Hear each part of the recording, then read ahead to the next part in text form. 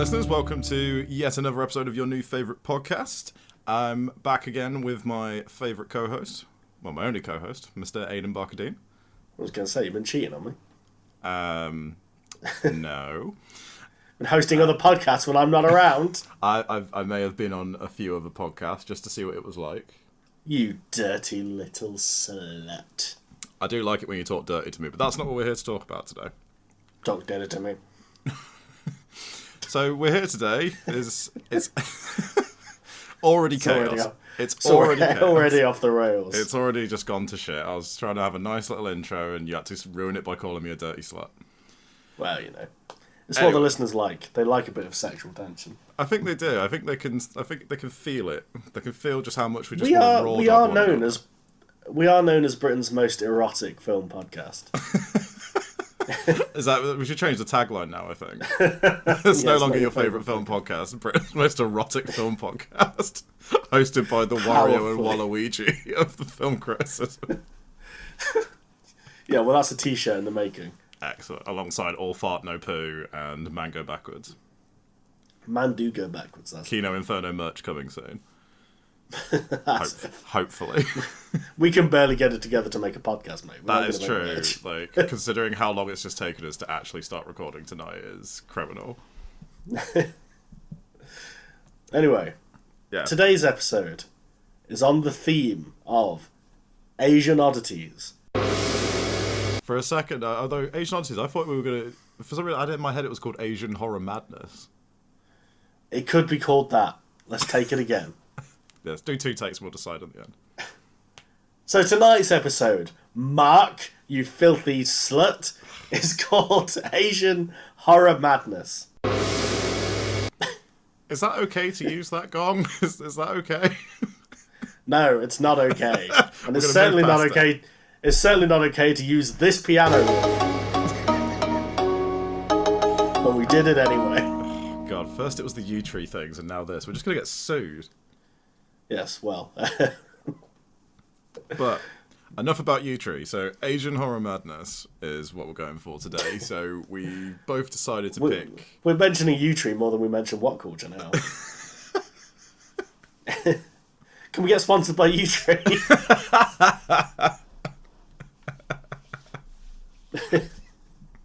Why not? So yeah, Asian Horror Madness. So we both decided to choose a really strange Asian horror movie, and there's plenty of those, and hopefully this is going to be a recurrent segment that we do. Yeah. I mean, Asian horror has given us some true fever dreams in the past. And the 2 films that we're talking about today are great examples of that. Yeah, delirious films. I'd say the ones that we've gone for today, they're not particularly obscure choices. So you have chosen House, or Hausu, as it's also known. Yes. Which I believe, for the purposes of this podcast, you will be referring to it as Hausu. Yeah, well, I mean, I just want to point out, that there's other movies called House. The movie we're talking about is often known as Hausu from 1977. We'll probably use the title House and Hausu interchangeably. The title of the film is actually House, as in the English word house. And I love the way it's said at the start of the movie. It's just that voice that just goes, House. Yeah. Which kind of threw me a little bit, because I was like, oh, it's a Japanese movie. House, yeah. Yeah. And the movie you've picked, Mark, is... I've chosen Mystics in Bali. Which is a film that probably no one has seen. I mean, it's definitely... Or compared to House, at least, like Mystics in Bali is definitely more of a sort of cult favourite. The internet's kind of latched onto it in recent years, I've noticed. Mystics in Bali doesn't have a Criterion release, unlike House. Which, may I point out, is a crime. It's a heresy, it truly is. Like, yeah, I feel like we need to get on at Criterion about why they haven't given us a 4K restoration of Mystics in Bali. Yeah, Criterion, if you're listening, we're fucking coming for you. We're coming for you, Criterion. But before we come up Criterion... We'll find you. Anyway, Mystics in Bali. I'm surprised that a pretty girl like you would be interested in learning black magic. Well, I'm just curious. I'm thinking that maybe one day I can write a book about it and tell it to the world. Before I came here, I did some research in Africa on voodoo. It's a subject which has always fascinated me. I hope you'll be able to help me in my research here, Hendra. Yeah. I know a little about the Liak magic. People say it's the most primitive, but also the most dangerous. A Liak master can change his form at will into anything he wishes, like, say, an animal, or a tree, or even another person. It's kind of weird, isn't it? It's really unbelievable. Based on the novel Liak Naka, Mystics in Bali is an Indonesian supernatural horror film that sees an American student named Kathy travel to Bali in order to learn about the local black magic so that she may one day write a book on the practice. She soon meets Mahendra, a local man who quickly becomes her lover, and then leads Kathy to a Liak, a local witch who agrees to teach Kathy the ways of black magic. Unbeknownst to our heroine, however, the Liak has much more sinister intentions, and Kathy soon finds herself as a pawn in a much greater plan to restore the Liak to her former glory and beauty. Okay, I mean, that's a succinct summary of a pretty wild film. I feel like it was probably best to just summarise the bare bones plot, because there's a lot to discuss in this film, and I feel like I've sort of covered all bases there, Yes. so we all know what's going on in this movie. Because if you watch this movie, you might not really have any clue what the fuck is going on in it. Yeah, no, that's fair enough. I mean, I've seen this movie a couple of times now, and I'm glad that you had to write the synopsis for this one, because I wouldn't even know where to start. I mean, there's a point at the end where the Liak is fighting somebody, and I'm still not entirely clear who that is. We'll get there. I should be able to explain. I mean, it's someone from the League of Uncles, which I think is not the official name of that group of characters, but we'll get to the League of Uncles later. But for the purposes of this podcast, they are the League of Uncles. Every uncle must join yeah. the League of Uncles. So this film is one, like I said previously, it's definitely like more of a cult favourite, and the internet's really kind of latched onto it in recent years. It's been popping up on TikTok a lot recently. Oh, really? Where people are sharing clips from the movie, just going like, this is one of the weirdest films you'll ever see. And I think it does somewhat qualify for that title. It's definitely one of the strangest films I've seen. Well, for the most part. Anyway, I first heard about it through when he does his Schlocktober series. I'm bleeping that name out. Thoughts on the man withstanding. His Schlocktober series, I actually quite like. Movie twat, I call him. Okay, now we're getting into slander. No, I watched his Schlocktober, and he talked about this movie, and as soon as I watched that video, I was like, right, I need to see this movie because it looks insane. Tried to track it down. It's been covered on Red Letter Media as well. Yes, best of the worst. Yeah. Yeah. So I tried to track the movie down. DVDs of it are incredibly expensive. I think the cheapest I've seen it for is like £70, something like that. £70? £70, yeah, it's 70 English pounds? Yeah, it's a really hard film to track down. So I was like, right, okay, I can't buy it on DVD. I'll see if it's on streaming. It's not streaming anywhere. Turns out it's on YouTube. Yeah, that's where I watched it. Yeah, that's where I've watched it multiple times, because I have seen this movie multiple times. We should say that it is a dubbed version. Yes. Normally we support subs over dubs, but this is a dubbed film. We couldn't find the sub version. Yeah, I looked. Yeah, I've not seen it in its original Indonesian. And to be honest, I don't want to, because I think the dub adds so much to it, because the actors reading the lines are casual to the point of almost being comatose. Especially Kathy, considering she's involved in this insane plot about struggles of different Liaks and stuff. She seems like she's just on fucking sleeping tablets the entire time. Like, she's just got no real reaction to anything. I mean, I've written down a particular favourite line of dialogue. There's a few lines of dialogue that we'll come across as we go through the story a bit, but there is a scene where Kathy, after being corrupted by the black magic of the Liak, throws up a live mouse. That's very true. To which the male lead, whose name is Mahendra, but she calls him Hendra, right? It's like a sort of pet name for him, I guess. Yeah. He turns to her and goes, "Kathy, what's the matter with you?" And she just goes, "I don't know." It's like, it's the most deadpan response to someone throwing up a live mouse that I've ever seen. Not that I've seen that many responses to people throwing up a live mouse. But you've clearly seen a lot of people throwing up live mice. Yeah. I've seen that a lot, but people normally just respond with shocked silence. Anyway, we should probably try and go blow by blow a little bit for this movie. I Yeah, think that's probably the easiest way to handle it. So this film's plot literally starts immediately. Yeah, As in, this is the start and the end are abrupt as fuck. yeah, genuinely. So this movie starts with Kathy and Mahendra walking together in Bali, and I can't remember who speaks first, even though I watched it fairly recently. But the opening dialogue is basically, "Oh, I can't believe a beautiful girl has come to Bali. Yes, I've come here to study black magic." Yeah. I love that he never questions that either. He's just like, yeah, seems right. And if you want to study black magic, this is the place to do it, Bali. Well, Mahendra is more interested in just shagging her, really. Like that's the only reason he sticks around for most of the movie. Mahendra, I want to point out something about Mahendra. Have you ever seen BuzzFeed Unsolved on YouTube? Once or twice, yes. He looks like Ryan Bergara, one of the hosts from that. He looks like him. Right. He looks like him mixed with like the Indonesian version of Phil Lynott from Thin Lizzy. That's the vibe. That's so weirdly accurate, yeah. So, yeah, essentially, after establishing the entire plot in those there's few a lines, beautiful woman looking for black magic. and so they go around. She's come to Bali. And he then takes her just to see like the local culture, which is all the sort of dancing and stuff.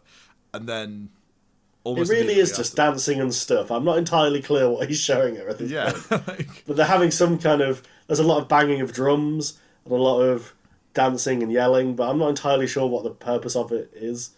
But that's fine. It's just Bali doing Bali. Yeah, it's just Balinese culture. Let's just go for it. And then almost immediately... I don't know how accurate a representation this film is of Balinese culture. Well, from what I know, it wasn't actually shot in Bali. It was shot... What? Yeah, it was shot on a different island. I'm scandalised. And the reason for that is because the locals of Bali didn't feel comfortable with the film depicting black magic rituals. They were very superstitious of it. They thought they may actually evoke evil forces by even just reenacting them. So it wasn't shot in Bali because the locals wouldn't allow it. Which is a... Well, fuck this movie then. Yeah. Straight in the Inferno. False advertising, so...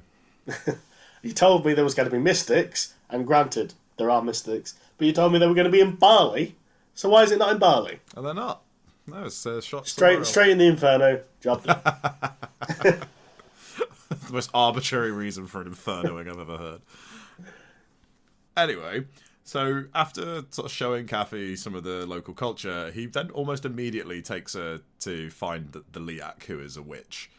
And finds her very quickly, may I point out. It's almost like he knew almost exactly immediately, where she was. Yeah. So this is something I didn't get about this movie, was that he was like... Because later on in the movie, he seems concerned about the Liak's influence over Kathy. But to begin with, he's just like, I'll take you to the Liak, it's fine. Yeah. So they meet the Liak, and almost immediately upon meeting the Liak, they're like, oh, I want to learn black magic. To which the Liak agrees. She pretty much... Like, I want to make it clear to the listeners who haven't seen this film. The dialogue that Mark is representing here is pretty much delivered in the same deadpan tone that he's doing here. Yeah, if anything, he's giving it more inflection. Although the best voice performance in this movie is the Liak. Yeah, it's the Liak, yeah, because she's hamming it right up. It's as if you put Rita Repulsa in a Sam Raimi movie. It's so ridiculous and so like she just wails and laughs the entire way through, and I think it's kind of perfect, and I love that character. So the Liak agrees to teach Kathy black magic, which is one of my favourite moments of the movie, where the Liak says, oh, I believe in your culture, you agree to something by shaking hands. And the Liak has those giant, gross fingernails, which Kathy is just more than fine to shake. And then, as the Liak walks away, Kathy is holding the Liak's severed arm, which she then drops to the floor, and in a very unconvincing, like, digital effect, the hand crawls away. And that's something we should also mention as well. The visual effects in this movie are a mixed bag, to say the least. Say the least, yeah. Like, some of the effects, some of the practical effects, I think, are pretty impressive considering this was a low budget Indonesian horror film. Yeah. I'd say a lot of the practical stuff's quite good for the most part. I would say, like the scenes where the Liak and the other witches are like transforming into animals and stuff. That's pretty cool. Like they have a pretty gruesome transformation sequence. Yeah, when they're turning into two of snakes those. and stuff. And they turn into pigs as well, yeah. Yes, they do turn into pigs and cavort about, yes. And you can tell that they were clearly quite proud of that, like, human pig costume, because it comes up again at the end of the movie. It comes up a couple of times. Yeah, they clearly wanted to get their money's worth on that one. Yes. And so when Kathy agrees to become the student of the Liak, they have to bring her an offering of blood. And they don't explain where that blood comes from. Yeah, this is in my notes. I put, where did the blood come from? Yeah, I think I've got that written down as well. But also, so yeah, they bring the Liak blood, but also there's a great line from the Liak in that scene where she goes, "I'm thirsty because I've walked a long way." It's just, I found that really amusing for some reason. Well, yeah, it's just so much. Again, I think it might be down to the dubbing as well. Like, so much of the movie's plot seems kind of weirdly nonsensical as a result. Yeah. So the Liak drinks this blood. She has like a really weird, elongated tongue tentacle. Yes, I'm because not in this quite appearance, sure. we don't really see her face, right? Her tongue just kind of flies out of the bush. Yeah. Because She's just lapping up the blood. Yeah, because we should also say that the Liak takes the form of an old woman, but her face is all sort of malformed and... She changes appearance several times throughout the movie. Yeah, because this is the point they bring up. I think either in that first scene or a later scene where the guy goes, "Oh, how will we recognize you when you come to us again?" And she goes, "Oh, I'll show you my face." Shows them their face, but then goes, "My face is different every time." So it's like, okay. I mean, I think this is an example of like, there probably is some, as you say, some dubbing translation issues, because I don't know what's going on with that. I'm not convinced that the Liak is always the same character. It does get very confusing further on when like another witch shows up, and that's something we'll come Yeah, to. this is something that I have in my notes of like, who is this bitch? Yeah, but one thing I'll say is like, yeah, the Liak's face may change. All they have to do is look for the woman that won't stop shrieking all the time. Like, it'll be pretty obvious who she is. And they say early on, like, the Liak's laughter, you can hear the Liak's laughter ringing out before you see the Liak. Which is very true every time the Liak appears on screen. There's a lot of shrieking in this film. There is. Like, the voice actress they got for that character just goes for it. And it's amazing because but both these films are shriek heavy, I'll say that. Very much so. But that... Whoever they got to voice the Liak, they're given 110%. Like, they're making up for how just dead the rest of the cast are, I think. Yes, so, to return to the plot, they give the Liak an offering of blood. The Liak is then like, "Cheers for the blood. You can be my student now. Get your fanny out." Right? That's pretty much what happens. The Liak says she has to take her skirt off. Yes. Although I think there might be a scene in between. But anyway, the point is, the Liak, it's like, we'll make the bond of student and teacher. Get your kit off. Yeah, and then using her long tongue thing, magics a tattoo onto Kathy's leg. It's so fucking weird. Yeah, with like, and I love the visual effects in these parts, like when they're like throwing lightning and shit around, because it just looks so goofy. Yeah. Automatically made me think of the end of Rocky Horror Picture Show, the effects they use for the laser. It's very similar to that. Yeah, it's like drawn on lightning. Yeah, it's very, very campy, but I think it works. Yeah.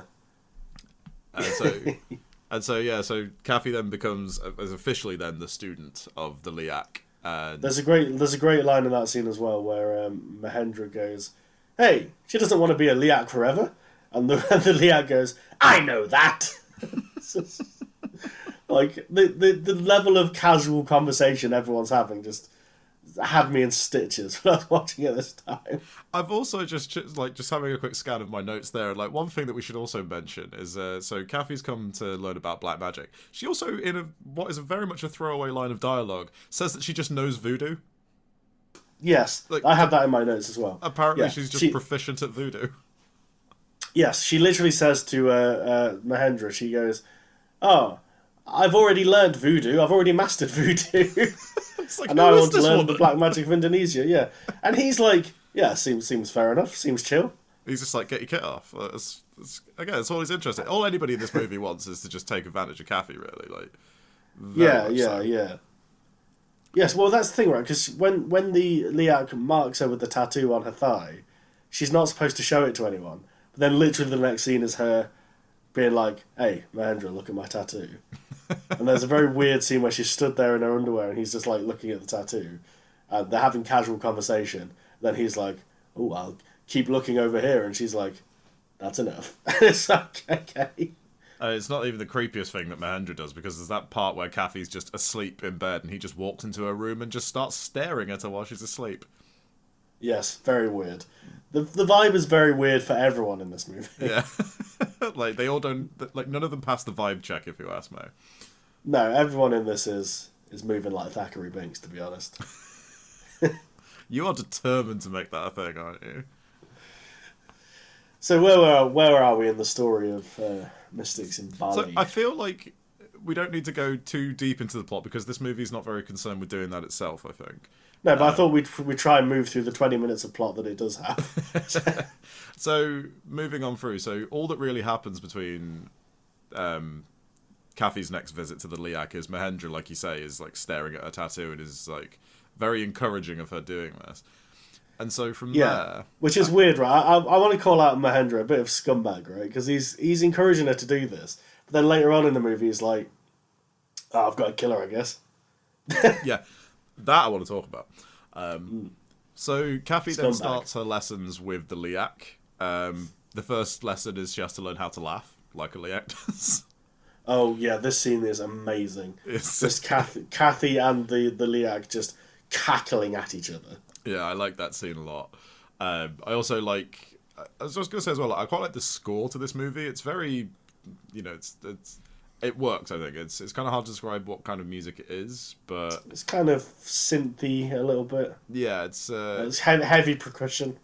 A little bit carpentry. Little bit carpentry. Yeah. There's some carpentry touches, definitely. Yeah, and I think the track that plays during this, and then in a later scene as well, where like the Liak is sort of doing those weird dance moves towards Kathy, it's just, I think it's got a good atmosphere, that scene, I think.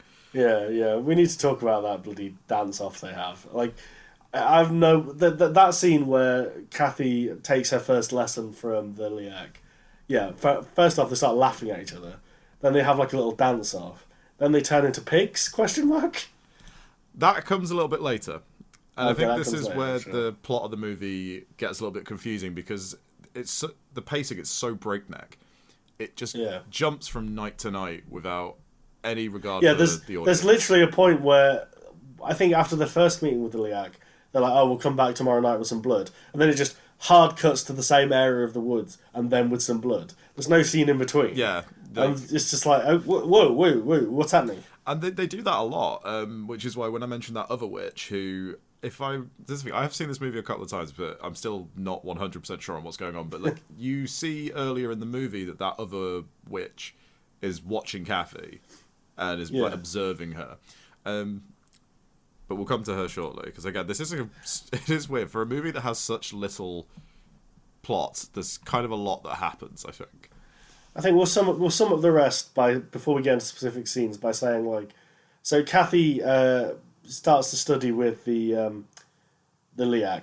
The Liak possesses her at various points, I think, yes. And there's a point where Kathy turns into one of those Indonesian vampire things where her head comes off and all her entrails are hanging out by the neck. Yep, which is arguably the reason why this movie is so well remembered. Yeah, it's a crazy effect.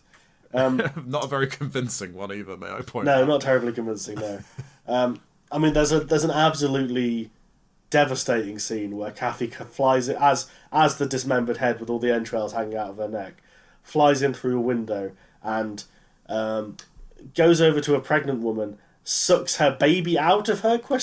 She does, yes. There's a really, and I like the fact that they go to the effort of when Kathy, because it's a shot, but from looking between the pregnant woman's legs. It's a cunnilingus shot, listeners. It literally looks like Kathy's had a head removed and all of her organs hanging out just so she can go les up. Like, that's kind of what it looks like. I've heard of giving head, but this is ridiculous. So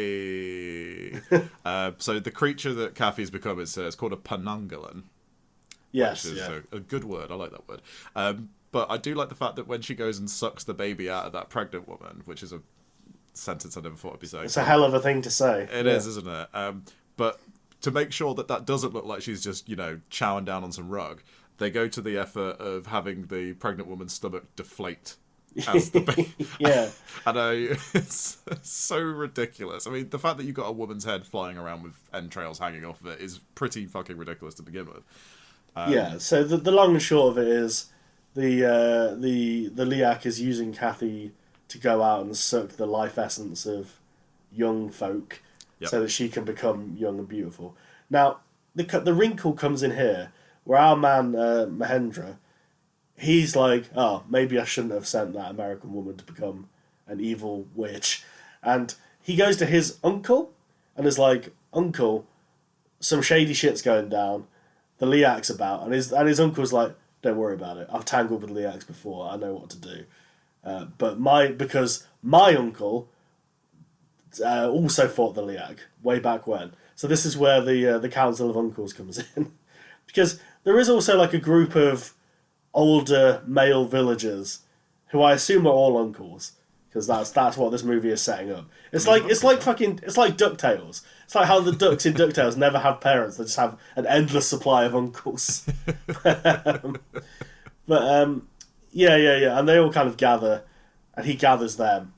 I'm not entirely sure what their purpose was, because it comes down to a battle between the uncle and the Liak.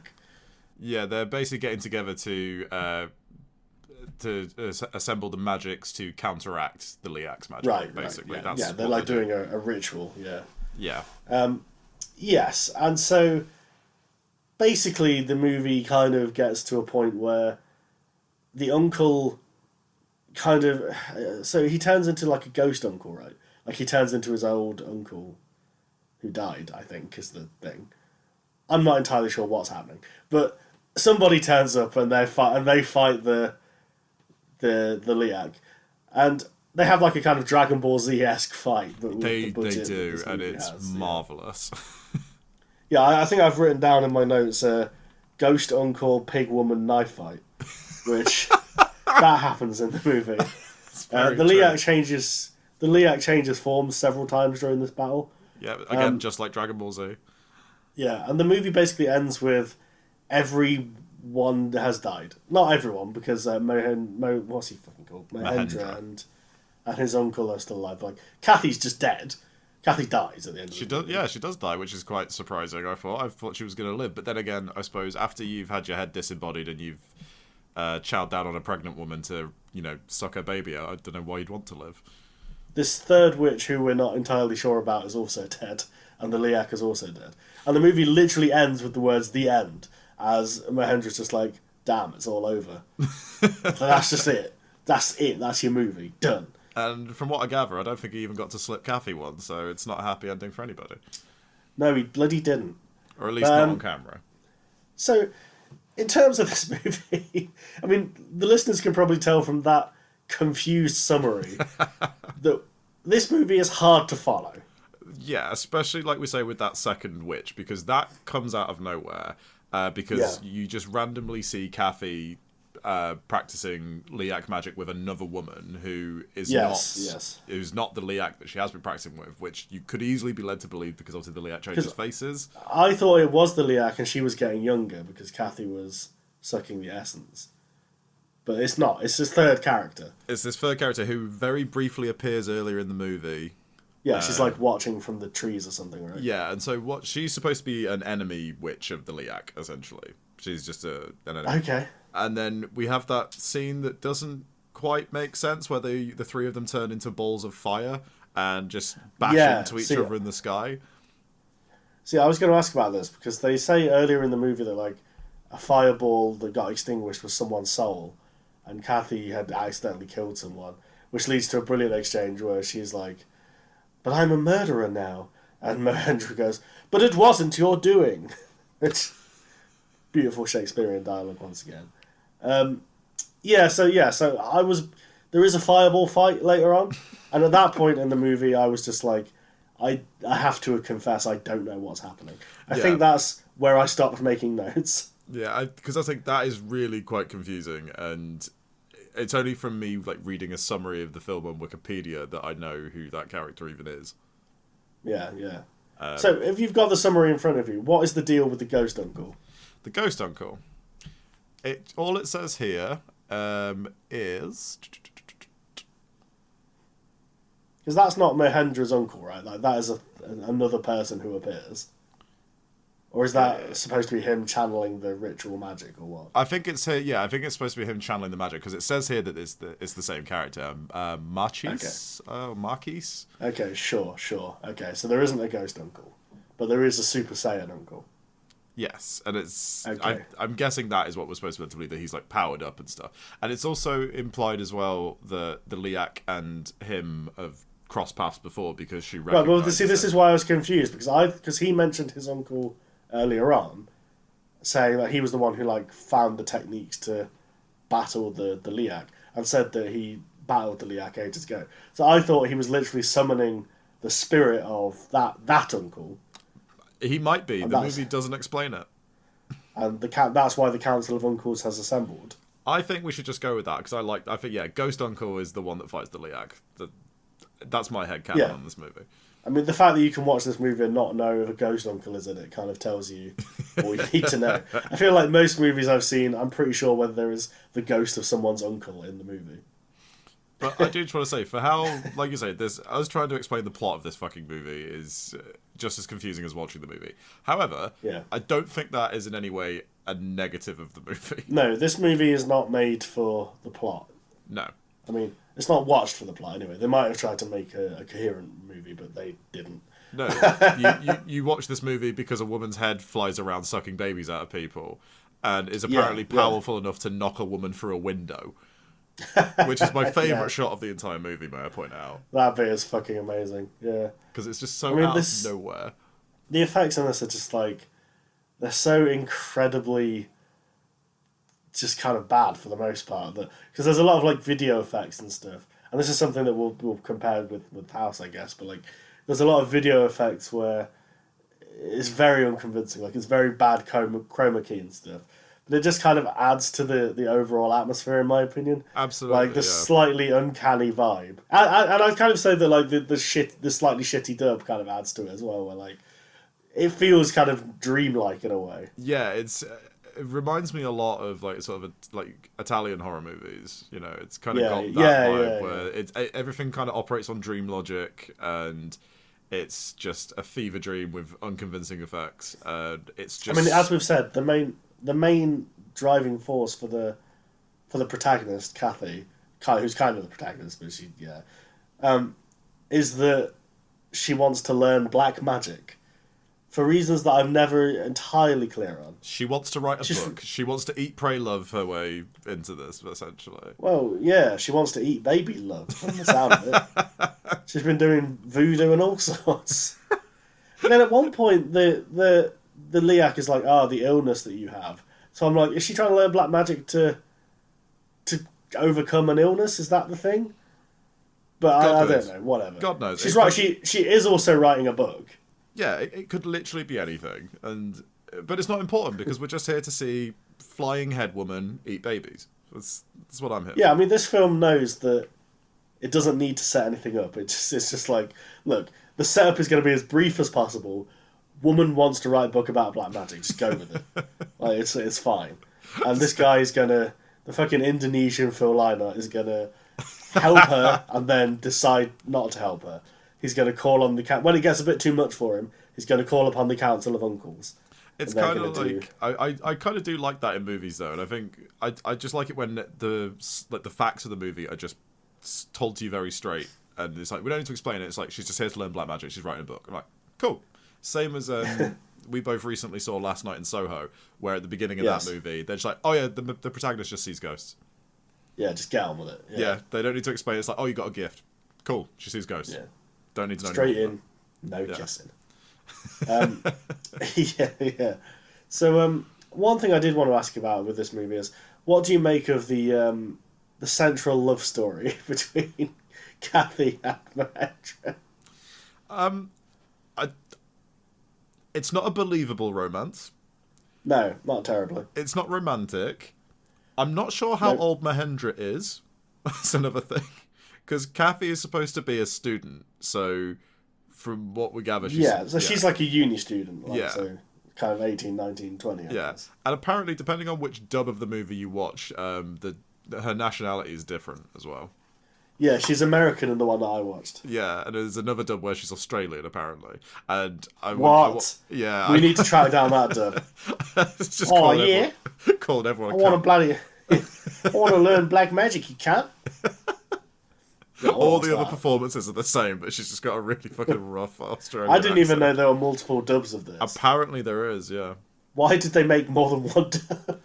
I guess for international distribution or something. Hang on, come on, international distribution. How far did this movie get? Well, this is the thing. Right? So, a little bit of a history lesson here. So, the reason why this movie was made, and I'll give you like an abridged version. So, in Indonesia at the time, the Indonesian government realised that they could be making money in like the movie industry because Western movies were quite big business over there. So the Indonesian government put in this stipulation that the distribution companies in Indonesia would have to, I think it's for every 3 international movies that they released in the country, they would have to make 1 production themselves. And so a lot of filmmakers basically thought, well, what's the cheapest and easiest kind of movies we can make? They just made exploitation movies, and Mystics in Bali is one of the most notable films. Well, the director of Mystics in Bali, he's made some Indonesian exploitation films as well, right? Like he did. He has, yes. Some movies I've not seen, but I want to check out, like Lady Terminator. And Dangerous Seductress, which sounds wonderful. Oof. Yeah, I've heard Lady Terminator is every bit as barmy as Mystics in Bali is, so... Good. I mean, we're probably going to have to watch it for the show now. I was going to say though, Mark, do you want to attempt the director's name, since we've referenced him? I would like to. I had to go on a pronunciation app for this, so I listened to it earlier. Come on, we're all waiting for this. To build it. We are going to have to pause while I get it up. Well, I've heard that before. So you're going to have to cut around this, I apologise. Oh, it's here, never mind. No, I'm leaving this in. Let me just listen to it one more time. So, from the pronunciation that I've got here, this is probably wrong. According to this, his name is H. Jute Jalil. Well, you heard it here first. If we've got any Indonesian listeners, write in to tell Mark how badly he butchered that. I will post the link to this fucking pronunciation site and they can take the heat for it, okay? Anyway, we'll just call him Big H. Papa H. Papa H, there we go. Papa H. So, yeah, Papa H, sees some... It's quite like a prolific director from the look of it, I think. Yeah, a lot of the films that he's made have become sort of cult classics, so particularly in like Indonesia and stuff like that. And... yeah, I'd say of the films that he's done, like Mystics in Bali is definitely the most well-known one internationally, at least. And it is mostly just because the internet have latched onto it. It's, like, some critics refer to it as the holy grail of Asian cinema. Wouldn't necessarily say that myself. No, I mean, I can certainly see why it's a cult classic, why it's become a bit of a favourite. It's definitely, it's unique. Yeah, it's highly unique. Even in like the realms of Asian horror, I don't think I've really seen another film quite like Mystics in Bali. It's very much dances to the beat of its own drum. Like everything about it is just, it's such a unique movie, and I think that's why it's so popular, and I think that's why I like it so much, because it's such an experience of a movie. Yeah, and I think like it's probably one of those things where Indonesian people might watch it and kind of get the folklore of it a bit more and kind of understand like the storyline a bit better. But to us, it's sort of like it's kind of a glimpse into something that's like, I don't really know what's going on here, but I find it compelling. And I think it's great as well because, you know, like Western movies, like, you know, around the time, because Mystics in Bali was 1981, I believe. I'm just going to confirm that. Confirm. Yeah, 1981 it was made. But you think about like Western cinema around that time, especially like exploitation cinema, like we were making films every bit as nasty and cheap and weird as this anyway. So it's kind of nice to see those kinds of movies being made in foreign countries. Yeah. And I always like a film that's made clearly on the cheap. Yeah, very cheap, this movie. Yeah, they've got 3 locations and they know how to use them, baby. Unsurprisingly, the actress that plays Kathy, it's not the same woman that does the dubbing. Because the actress who plays Kathy was a German tourist who was the wife of somebody who was involved in the production, and they just convinced her to do the role. Amazing. They literally went, who's the whitest person we know? Literally. It's the same as the original Resident Evil game. The voice acting in that game is so like universally panned for how awful it is, and it's supposedly because the production team because they're Capcom's Japanese studio, they just found the first white people that they could to voice the characters, regardless of whether or not they could act. But bringing it back around to Mystics in Bali, I think. Because I was actually thinking this to myself, I was like, is it a bad movie? What would you say? Well, I mean, spoiler alert, because we need to do Kino Inferno. But I mean, like, we'll get into that aspect, but like, because you could argue that it is, but I don't know if I could. Like, I think it's too charming, and it's too entertaining, and it's too... I mean... I don't think it's a good movie. No, that's what you're asking. I think it's also a case of, again, like, this was made on the cheap in Indonesia, purely as just a contractual thing, and I think it's got a lot of creativity going for it, considering, and that's it's based on a book and stuff. And I'll tell you what I will compare it to, right? This is a bit of an abstract comparison, I suppose, but it kind of speaks to what you're saying. Have you ever seen or heard of a movie called Who Killed Captain Alex? I haven't, no. Okay, so this is a Ugandan film. Made for an incredibly low budget, and the film is not good by any stretch of the imagination. It is made by people who clearly are the most amateurish filmmakers possible, the most amateurish actors possible, literally filmed in the slums of Uganda, and when the military police were rolling by, they had to like just abandon any scene they were filming and like scatter into the slums. Wow, okay. But, like, yeah, and like this is also a film where so in Uganda they have this thing where when they watch movies, because they often don't have subtitles because they can't afford to import subtitled movies in, they'll have like the one guy who speaks English in the village will do a commentary over the top of it, and like these people became celebrities in a way because like they like riff on it as well. Like they'll explain what's happening in the scene. They'll be like, oh, in this scene so and so's brother has betrayed him and blah blah blah blah. But then they'll also just add in jokes and stuff. So the only copy of Captain Alex that exists has this commentary over it because they deleted the original version so they could record their next movie out the same tape. And like, if you were to ask, and we'll probably cover Captain Alex. I mean, I now want to. Yeah, that sounds great. It's incredible, and if you've not seen it, and it's brilliant, I'd recommend it to anyone. But like, what? The point is, if you sat me down and said, "Is Who Killed Captain Alex a good movie?" I couldn't really say yes because it isn't. But there is something about the fact that like they made it against such incredible odds and with such enthusiasm for what they were doing that just carries it through. That even though it is like borderline nonsense, the acting is pretty terrible. The effects are literally made in MS Paint. There's something to it where you're like, there's something about a bunch of people just coming together to like bash out the world's cheapest action movie that just carries this incredible charm. And Mystics in Bali was not made as cheap as Captain Alex, but I'd kind of put it on that level of like, there's something about a production this ramshackle that has a certain charm to it. When I think of like what a bad movie is, like a movie that makes me like physically angry to watch, I tend to think more of like Hollywood blockbusters that just waste the money and waste the effects and just waste all the resources they have to make just generic, boring shit. Whereas when I look at a movie like this, where I'm kind of like, okay, I don't know if I could really call it good, because the plot doesn't make any sense.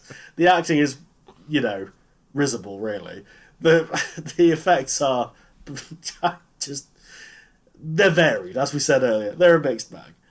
But there's something about the combination of those elements and the very specific atmosphere that it has, and the fact that it's capturing, like, real Indonesian folklore in some way, even though some of that is kind of impenetrable to our Western eyes, because I don't know what's going on with some of the folklore in this movie, right? I've seen it a couple of times, but like this time I was really trying to keep a bead on like, okay, so this is what the Layak is, this is what its powers are, and it just this movie has no rules. Like it's just like, why can they turn into balls of... Well, I think it does, but I think it's kind of like, I think my interpretation is like, it probably does have some rules, but like it's a folklore thing that doesn't translate to us.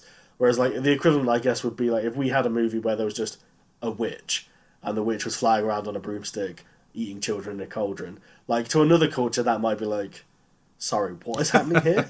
But like, to us, there is like, there's a shorthand of that exactly, stuff, because that is part of our cultural heritage, No, I mean, I agree with you. I think there's, like I say, I find it such a charming movie, and I think it's because, like you say, made on the cheap, really does, encapsulate elements of its local folklore and stuff, and it's also the fact, the special effects are a mixed bag, but this was clearly at a point where I imagine Indonesian filmmaking, they'd only really just started to embrace like those sort of digital tape effects and stuff.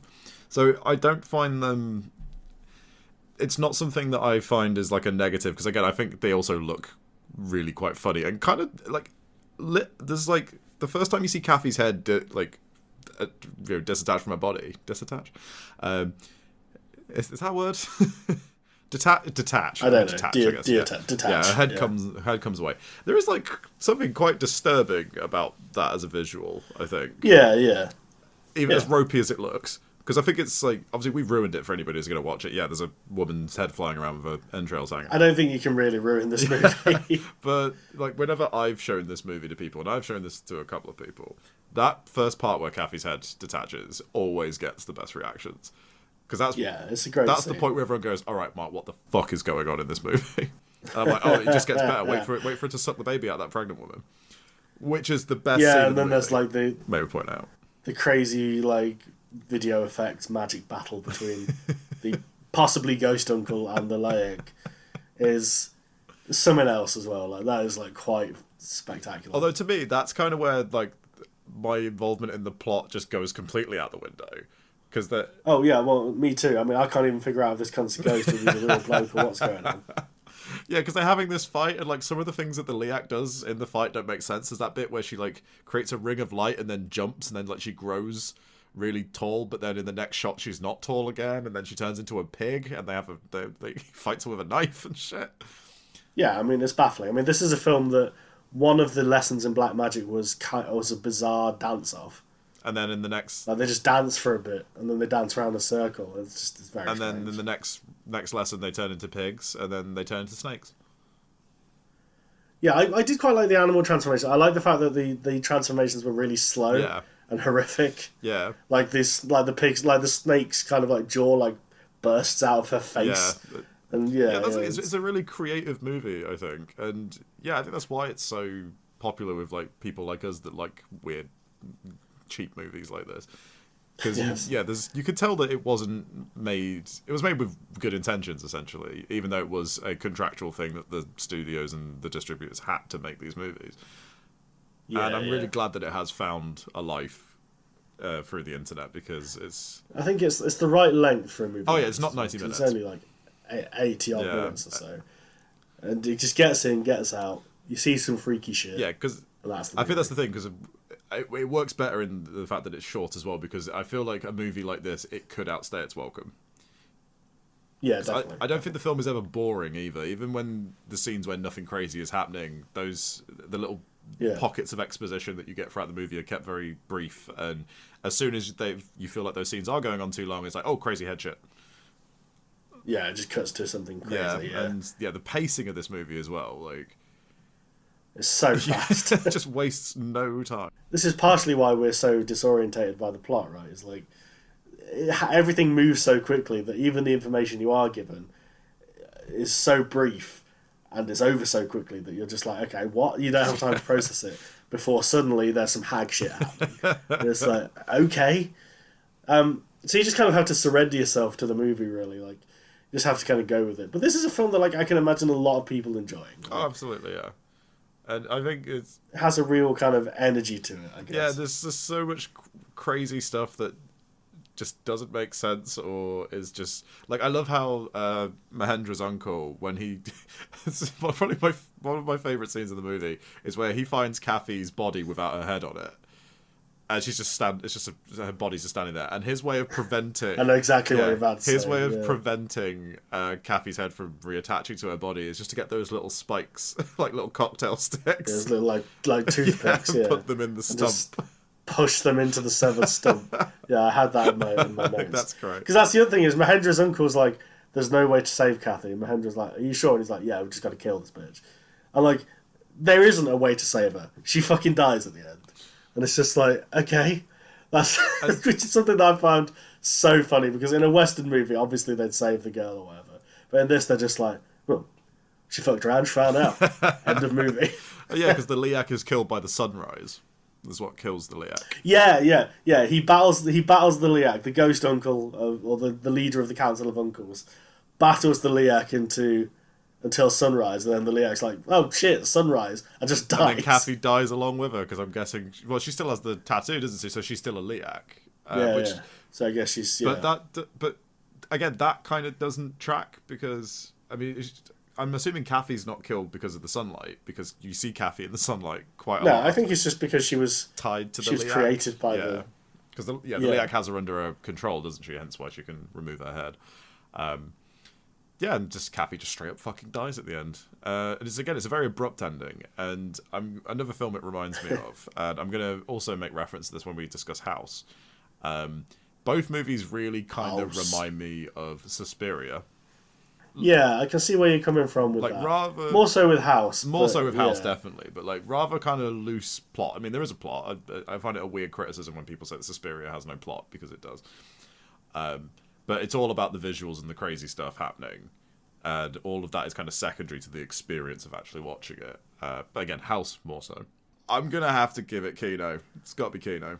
I think, even though, like we say, it's kind of sloppily made, slapped together, got some mixed bag of special effects, dubbing's terrible, the acting is pretty bad.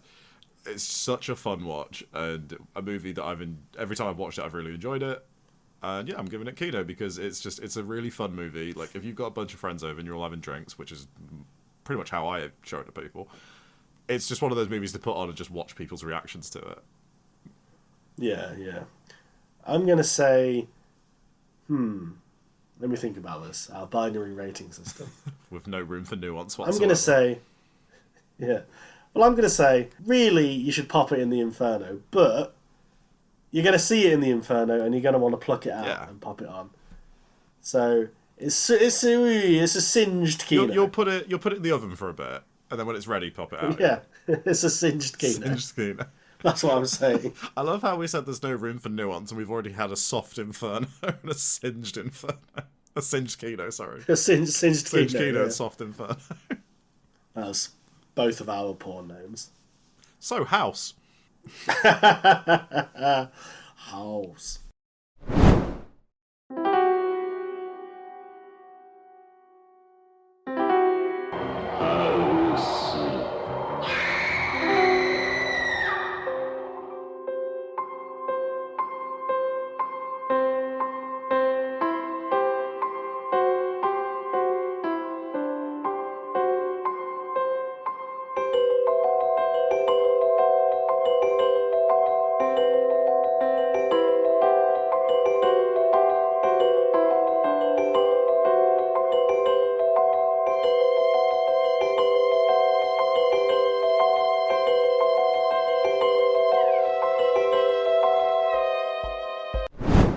So House, aka Haozu, is a deranged fever dream from director Nobuhiko Obayashi, influenced by the dreams of his young daughter, in which a group of schoolgirls with wacky nicknames, hinting at their one-dimensional personalities, go and stay at the home of one of the girls, Gorgeous, his aunt. It turns out that the aunt is a witch, and the house consumes the girls one by one for reasons that become increasingly unclear. True madness ensues. Yep, great little summation of House there. There's also a magical cat. There is also a magical cat, which basically means this movie is 5 stars instantly. Yes. So yeah, Haozu is a kind of a cult favourite at this point. I think it has a slightly more art house reputation than Mystics in Bali. Yeah, absolutely. I mean, the fact that a house is available on the Criterion collection says wonders, really. Yes. It is kind of seen as the Criterion collection, sometimes they get a little bit wild. I mean, as you know, one of my most coveted possessions is the Criterion collection of the Showa era of Godzilla films, which are fully deserving of the Criterion label. I mean, I love some of them aren't. Well, you know, you can't just pick and choose them. You got to have them all, I guess. No, yeah. I mean, you know, recently Criterion have re-released a lot of John Waters movies. I've got multiple Maniacs on Blu-ray, I want to get Female Trouble and Polyester as well. Why Pink Flamingos is not on Criterion yet, I do not know. Yeah, that surprises me, because that's the go-to John Waters movie, really. Maybe Criterion have issues with drag queens eating dog shit. You know, maybe they do have some level of standards. It's a problem we all face. It's very true. Drag queens simply will not stop eating dog shit. Or maybe they have an issue with singing arseholes, I don't know. Anyway, rounding it back to the point. So, Mark, you said you might have seen Housie before. Yeah, I feel like I definitely saw it ages ago, but I only really remember... But not for some time. Yeah, not for a very long time. I remember the key scenes, a.k.a. woman gets eaten by piano, because everybody... We'll get to that. Everybody who has ever seen House, that's the scene that they always talk about. So yeah, I mean, there's a lot of memorable scenes in this movie. It's kind of... for sure. When I described it as a fever dream, that is the way it is. But yeah, what I wanted to ask is, what are your initial thoughts about House before we get into the plot, if you can really call it that? I mean, from the very beginning, it's immediately over-stylized to the point of it being a cartoon. Like, that's so apparent from the beginning, where because the opening of the movie... One of the things that's so funny about this movie is that, like, it doesn't wait till you get to the house for it to all go demented. It starts demented. I mean, you've already got the opening where the main characters they're taking photographs, and it's all like when you're looking through the lens of the camera, it's a different color. Like they put different color filters on, so it's already really kind of crazy looking. And then a little bit further on from that, there's the bit where the teacher, what's the teacher's name, Mr. Toho. Mr. Toho. Mr. Toho, where he comes out of his house and falls down the stairs, and it's done in stop motion with a real person, and it's so cartoonish and ridiculous. Yeah, he falls down the stairs and into a bucket, and then the bucket, for some reason, is sentient and moves around. So there's a lot of, and as you say, it's sort of like kind of stop motion, like, frame by frame. Yeah. There's a lot of seemingly random stylistic shifts in this movie. Oh, absolutely. It's kind of...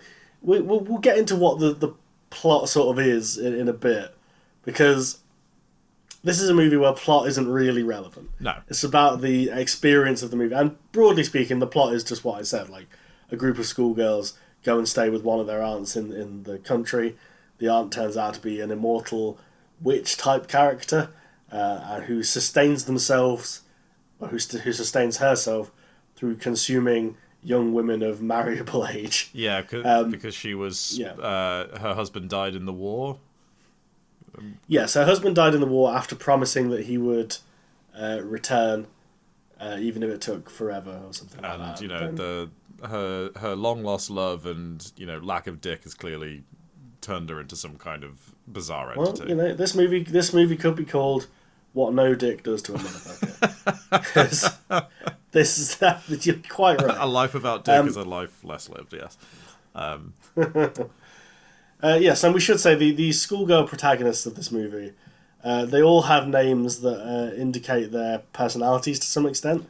So our main character is Gorgeous, although the edition we watched for this had her name as Angel for some reason. Yeah, which I wanted to address because, like I say, this was the Criterion version that we both watched, and you'd assume the Criterion version would have the correct name. I've seen this movie a couple of times before, and the translation was Gorgeous, so I'm going to stick with Gorgeous for now. We have Kung Fu, whose main personality trait is that she does Kung Fu. Yep, and I love her introduction as well, where there's this shot, that's sort of panning shot of all the girls sat talking at the school, and a ball just flies into frame and she just bats it away. She just punches it away. I'm like, how many times did they film that? So we have Prof, whose main personality trait is glasses. Yep. She's the Velma. Yeah, we have Fantasy, whose personality trait is that she's kind of away with the fairies all the time. Yeah, she's always away in Cloud Cuckoo Land, yeah. And she's also thirsting for Mr. Toho, which is... we'll get into that. That's a whole thing. There's Mac, who is fat. Although, she's not really fat, that's the thing. Throughout the whole movie, they always go, "Oh, you're so fat, Mac." And every time it cuts to Mac, she's just chowing down on the nearest... Oh, yeah, like, she's all about food. She's not even... She's not even chubby. No, like all the dialogue around her is like, Mac, you fat bitch. But like she's definitely not as skinny as the rest of the girls, but even so, like she's really not fat at all. Like no. Rounding out the schoolgirls, we have Sweet, and who's Sweet, and Melody, who is a virtuosic musician. Yes. Can play almost any instrument put in front of her. Now, with these names, I'm assuming these are nicknames that the girls have given themselves. Or, like, to each Well, other. they refer to... Because they say later on that Mac's name is a nickname. Yeah, they do, don't they? Yes. Auntie says... Auntie is the lady of the house. She says, oh, how did you get that nickname? It's a strange nickname for a girl. And they say, oh, it's because it's from the English word stomach. Yeah, so stomach. Mac, yeah. like stomach, yeah. So, presumably these are all nicknames. But we never actually hear anyone referred to by their actual names, because, well, we don't see any of the girls' parents apart from Gorgeous's parents, Yeah, or her dad and her soon-to-be stepmom, yeah, and that's a whole thing. that's a tonal whiplash, may I point out? Like this movie is but full her of dad calls her Gorgeous or Angel, depending on the translation you're watching. So it refers to her by her nickname. Yeah, so yeah, we should say the start of this movie. Even the start is a little bit hard to follow, but essentially, the schoolgirls, apart from Gorgeous, are going on a beach vacation with their teacher, Mr. Toho. Yes. Now, Gorgeous is otherwise occupied because she's supposed to be going on holiday with her father, but he wants to bring his new woman along. Who and Gorgeous she's has like, never met, may we point out. Who Gorgeous has never met, and whenever she's shown, constantly has the wind blowing her hair and scarf all around the place. Which I love, by the way. That's very weird. And in another movie, this woman would have been the witch. Yeah. She isn't. Don't worry about it. She's just there. Honestly, she just wants to get on with Gorgeous. She seems like quite a nice person. Yeah, she's pretty chill, apart from the constant wind effects. Yeah, so and Gorgeous is basically like, fuck you, Dad, I hate you now. Like, that's more or less the dialogue. She does say, I hate you now. And doesn't want to hang out with the dad's new squeeze. So she ends up tagging along with Mr. Toho and the other girls. Now, Mr. Toho is like, oh, we can all stay at my sister's house. But then it turns out that the sister can't have it, can't do it. She's fallen ill or some such thing. And they end up staying at Gorgeous's aunt's house. Yeah. Which this is a whole confusing thing because this movie was made... Well, this movie came out in 77, right? So I guess the aunt would have lived through World War II. That makes sense. But like, there's actually a great sequence on the way to the aunt's house where they flash back to kind of black and white, like a silent movie. Yeah, I love that. So literally the dialogue comes up on screen. And it's showing the backstory of the aunt and how her husband-to-be went off to war, even though he said he'd be with her forever and she never saw him again. So she's lived as an old maid this whole time, right? Yeah. But what's funny about that scene is the girls are also watching the footage. Yeah. So they're commenting on... They're like fucking riff tracksing the flashback that they're seeing. And that's something that kind of goes throughout this entire movie, is like the whole movie is kind of so like artificial and drawing attention to the artificiality of its craft, I guess. Yeah, particularly. So like that scene kind of sets it up, because that scene is like in another movie you would just have the flashback and you'd maybe have Gorgeous's narration explaining like, oh, this is what happened to my aunt and all this. But in this movie, the girls can see the footage because they're not just commenting on the story that Gorgeous is telling, they're commenting on the visuals. Like, they're going like, oh, they were so butch back then. Or, you know, they go, oh, he's handsome and all this kind of stuff. And that's like when I first watched this movie, I'll be honest, before I got to that scene, I was like, what is happening here? Like, what am I latching onto? But when I saw that scene, I was like, okay, I understand what's happening now. This is just a mindfuck. Like, that's what this is going to be. And it gets progressively more mindfucky from there. So I think in terms of just kind of taking people through the plot, essentially what happens next is the girls arrive, but Mr. Toho is inconvenienced on his way to get there, right? So he doesn't turn up. Yeah, he's having a whole farcical thing going on in the background. Yeah, and we will get to what Mr. Toho is doing later on in this podcast. Because there are some fucking bizarre scenes with him. But that aside, the girls go to Auntie's house, and at first Auntie seems like she's having a grand old time having the young ladies around. But one by one, the house starts to consume the girls. And when we say this, we mean very literally. Because in the scene where Auntie is commenting on Mac's nickname, she's sat there being like, "Oh, you're so plump and juicy. Oh, it'd be delicious and all this." And the other girls are like, "Oh, she's just joking. Don't worry about it." It's like even she's being very openly sinister.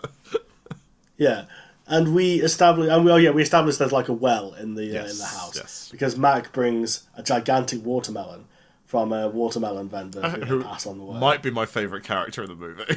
Oh, he steals the show. I don't know what his vibe is, but I'm here for it. In a movie... And by the way, he's played by the movie's composer. Amazing. That's even, but like, in a movie that, much like This Is Bali, is completely dancing to the beat of its own drum, that man is going above and beyond to do that, I think.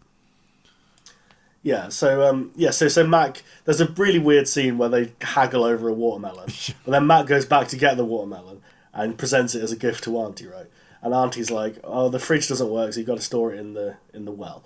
So that's how the well is established. Mm-hmm. Later on, one of the other girls finds Mac's severed head, in the well. And that's how we start to know that things are going amiss. And that is probably the least bizarre death that we encounter. Yeah, and even though Mac's Mac's head comes to life and bites the other girl on the arse. Bites the other girl on the arse, yes, that does happen. Which, I'm glad we're talking about the well scene, because I really want to talk about that, because you were saying earlier how like the film intentionally draws attention to itself, and kind of being a little bit meta and like poking fun at itself, and again, it's very cartoonish as well. Yeah. Because the film is a comedy, essentially. Like, it is a horror film as well, but it is a comedy.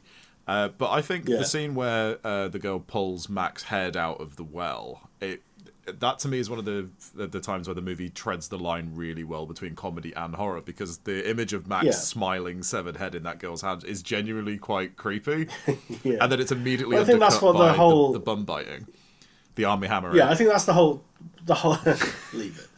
But that's what the whole movie is kind of doing, is like, it kind of treads the line between disturbing and funny, and I think it does that by being so surreal. Yeah. And like, for people who haven't seen this movie, like, a lot of the effects are deliberately kind of retrograde to what they would have been anyway in the 70s. Yeah. Like, this is a movie, like, I would say this is a very well-made movie. Like, when you're talking about Mystics in Bali, I don't know if you could call that a well-made movie necessarily. No, there's a lot of craft I would say in that this. Yeah, whereas this is like deliberately crafted to be bizarre and uncanny, and they're using these kind of video effects to achieve that. They're really well realized effects as well. That's the thing. Like, it's hard like, to make something look like that. Yeah, the closest thing I can compare it to for people who haven't seen it is like it has it kind of has a similar vibe to like the Mighty Boosh. Yep, and like where there's the deliberately as well. The it's like those kind of deliberately surreal effects. The reason I would flog up the Boosh particularly is that element of like, the deliberately bizarre effects to kind of create, in the Boosh's case, surreal comedy, and in this case, kind of a merge between comedy and horror. Where like you're laughing because of how bizarre the imagery is, but like some of the imagery is genuinely quite weird and upsetting. Yeah, like you said, like the severed head, and like we're getting ahead of ourselves, but there's a part where the one girl gets like deconstructed and her limbs are flying everywhere, and it's very weird the way it goes down. Yeah, I think I've got it in my notes here. I've got it Scooby-Doo by way of Suspiria. That's what I've got written down. Yes, I think that's an apt thing. As I said in my intro, a lot of it was taken from Obayashi's daughter. Like, he would basically sit his daughter down and be like, "What's the weirdest thing you can come up with? What's the scariest thing you can come up with?" And she would come up with these bizarre concepts, and he put all of them in the movie, because his whole thing was like, adults, when they try and think of stuff like this, try and think of fantasy or horror, they come up with stuff that's logical, whereas kids can come up with stuff like a house that eats girls, that makes no absolute, or like a piano that consumes people. Like, it doesn't really make any sense, there's no logic to it, and that's kind of what he's playing on in this movie. Is like, there's this kind of childlike sense to the movie, as much as it's like depicting these girls getting kind of butchered by the sentient evil house. It's there is kind of like a childlike sense to it, where it's almost like, you know, when you ask a kid to tell you a story, though a kid tells you like a made up story that they've come up with, and it's just a string of like incoherent stuff. Yeah, that's kind of what this movie is. Yeah, where it's like, and then this happens, and then this happens, and then this happens. You know? Yeah, it's a very simple story, but just told and executed in the most outlandish and creative and kinetic and chaotic way, I think. Yeah. Especially when... Yeah, and there's like an almost constant soundtrack running throughout all of it. Yeah, as well. which swings wildly between horror movie music and really goofy, cartoonish music. Like a lot of trumpets. There's also some like laid-back 60s surfer music in there as well. It's very weird. And also, even though the effects are intentionally retrograde, I feel like for its time, this movie must have been really quite innovative, particularly in like its editing style and stuff as well. So there's a lot of really slick editing on display, which well, that's the thing. It wasn't very well received when it was released in Japan. Yeah, I did read about that. In fact, a lot of people who saw it were just like, "This is like trash. It doesn't make sense. What's this about?" But then when it went over to America, it became this kind of cult sensation because I think people with that cultural remove we're already kind of looking at it in that sense of like, oh, this is an artifact of a different culture, so it is a little bit different. I'm not expecting the normal thing that I see in the cinema. And then when they were barraged by House, it was like, what is this? Like, you know, it was kind of Western audiences would not have been prepared for this movie at all. I don't think anyone's. Yeah, that's true. Like watching it for this, even though I know I'd sort of vaguely seen it before, there was still so much about it that I just kind of shocked me and I thought was incredible. And just like you say, like the craft of the filmmaking that's on display with this film is it's really kind of next level, especially for the time that it was made as well. Yeah, and I think it has that really interesting sense of, like we were saying earlier, of kind of like meta playfulness. Like, for example, there's other scenes where they kind of lean heavily on like pointing out the artificiality of the sets. Because one thing we should say is like pretty much all the external scenes are like a set in the foreground and then a painted background. Yeah. And some of them are done to be more realistic, some of them are done to be more cartoonish. But there is a scene like when they get off the train, which is a real train and then is an animated train. But then there's a bit where they get off the train and there's like a backdrop behind them, a painted backdrp, and then the camera kind of like cuts to a wider shot and you see that is like a billboard in their reality. But there's the exact same backdrop behind them, like it's the same place. So but then the backdrop behind the billboard is also painted. So it's just this very weird like. It's just a strange way of constructing sets. You mentioned like the train as well. I love the cat just appearing and then being like, "Oh, cool, the cat's here." Because the evil cat that is who's possibly the most iconic character from this movie. Absolutely, yeah. The shot of the cat painting spewing blood is probably one of outside of the woman being eaten by a piano is probably the image from this movie I think most people know. Yeah, Melody starts to play the piano and then has her fingers bitten off, and then the fingers start to play the keys at one point. So we need to discuss one thing about the piano. Prior to it eating, it's Melody that it eats, isn't it? Melody. Yeah, it's Melody, which makes sense that she would be eaten by a piano. There's a bit prior to that where she starts playing the piano and she plays certain notes.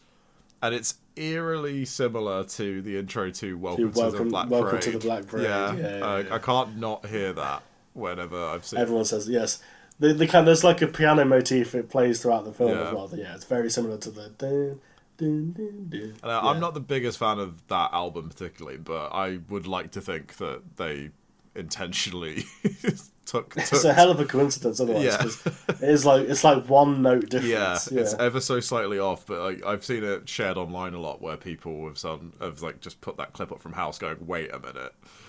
But I would like to think that the band members of My Chemical Romance are big fans of House, which they probably are because I believe I can't remember the name of the song, but one of their songs is about the movie Audition. So clearly they're interested in. They're into their horror movies and their Japanese stuff, so it's possible.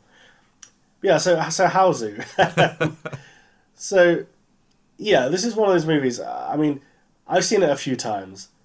I would say it's kind of working its way into like being one of my favorite movies at this point, because there's just nothing else like it. And I know avid listeners to the show might well call me out on my dismissal of Lynch and Jodorowsky based on their inability to tell coherent stories.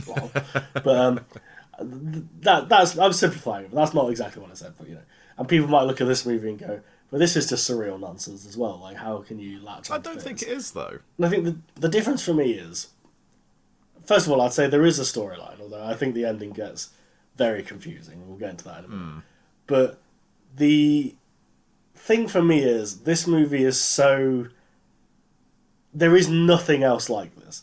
And I know we've said that about other movies before, but like, there is no movie that quite does what this film is doing. And I think based on that, I can kind of latch onto this movie and go like, it's just so entertaining to watch. There's just so much madness. Like, just true, utterly bizarre imagery. Like when Kung Fu gets cut in half, but her legs still fight on. Which like, that's something is amazing. Absolutely amazing. And I like how that's how the evil is defeated. It's because her disembodied legs Kung Fu kick the painting of the cats? Which ultimately saves they figure out they have to kill the cat or something. Yeah. But then does it save the day? Because then Gorgeous has passed through into the witch reality, and then her stepmom turns up, and I don't know what's going on there. Burns her alive. Yeah, I'm not entirely sure what's going on. My interpretation is that the grief that Auntie has gone through with like losing her husband, it's kind of manifested some kind of demonic entity. Yes. Like I don't really see her as being like a witch herself, but like her pain has created this thing, and now she's dead. It's now gone to Gorgeous because Gorgeous is feeling betrayed by her dad, and I think that's maybe what they're trying to do with it. So she's become like, this entity is now just become, because she's possessed, isn't she? Like, yes, and then she kills the stepmom at the end, and I'm assuming because that tracks, I guess, because Gorgeous does summon the other girls into the witch reality, and it's implied that they die there.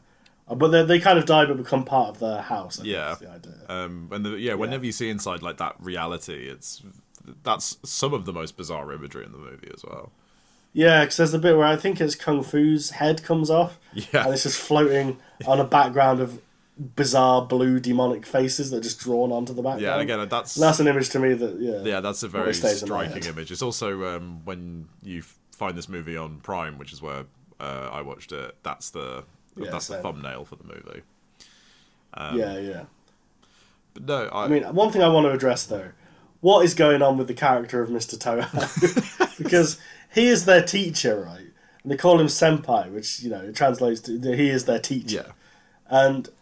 But Fantasy clearly fancies him, and they kind of rib her for that throughout the movie. But then, what is going on with this situation where he's like, come and stay at my sister's house and all this? I mean, there's a fucking hilarious moment later on where Fantasy's like freaking out, and one of the other girls says, just imagine teacher coming to save us. He's a man, he'll be able to save us. I like that line a lot as well. And then it flashes to Fantasy's inner fantasies, and it's like a fucking Jane Austen novel where like Mr. Toho's like riding around on a horse and shit. It's just like, that scene's fucking amazing. So funny. Mr. Toho just spends the movie trying to get to the house, essentially. Yeah. That's all he's trying to do. I'm asking the question, is Mr. Toho moving like Thackeray Binks? Because I think he might be. I don't think this bloke's... I mean, they present him as a lovable scamp who gets into all kinds of mischief. But I'm thinking, what is going on with that? What kind of teacher is saying, come and stay at my sister's house for the summer? It's deeply concerning, but maybe not as concerning as the fact that this podcast is literally being used for us to form a list of cinematic diddlers. We've got Thackeray Binks. I'm just saying, there's a bit at the start where all the girls, one of the girls is like, we'll have teacher all to ourselves, and it's like, what is happening? Because it's not like he's a hot young teacher either. He's just some guy. All I'm saying is, right, if a group of girls are like, we're gonna go stay at our male teacher's house, like at the beach for like 6 weeks. Well, his sister's house. His sister's house. Nobody in their right mind would allow that. Where are these girls' parents? Where are the parents, Aidan? That's the main thing. Like, if their parents were in the picture, they wouldn't get fucking eaten by the evil witch house. Hashtag where were the parents? Like they're either getting eaten by a house or diddled by Mr. Toho. Like these girls are fucked either way. Well, they're not getting diddled by Mr. Toho because Mr. Toho can't get to that house for love nor money. he's having a right old time. He is. There's a bit where it cuts quite randomly to him in a noodle bar.